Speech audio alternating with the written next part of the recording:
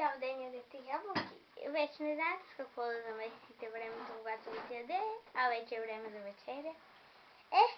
Вече имаме решение на проблема. Капи ябълка. Страхотно удоволствие.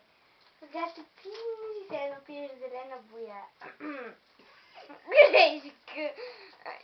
Нали, боята е вкусно нещо. Просто гледаш така отстрани. Пила си. Няма нищо. Само да проверя срока на годност. Ето, разбира се, изтекъл е. Но няма да отварям много спокойно. Че те от маса застояли тия. Да. Така, докъде бях стигнал? Да. Ето, вижте го, опитайте го. Няма съмнение с ябълка, просто ябълката само на користа, не че вътре има ябълка.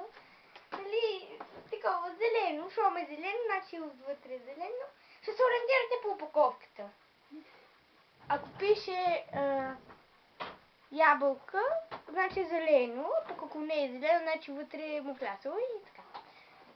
Добре, между другото, относно бокуците, хубаво е бокука от сламката да не отива на пода, а да отива направо в кофата за бокука да пише пластмаса.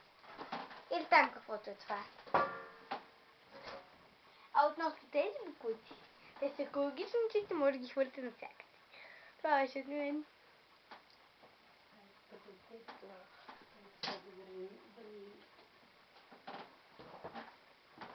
Хвърлете този сопен.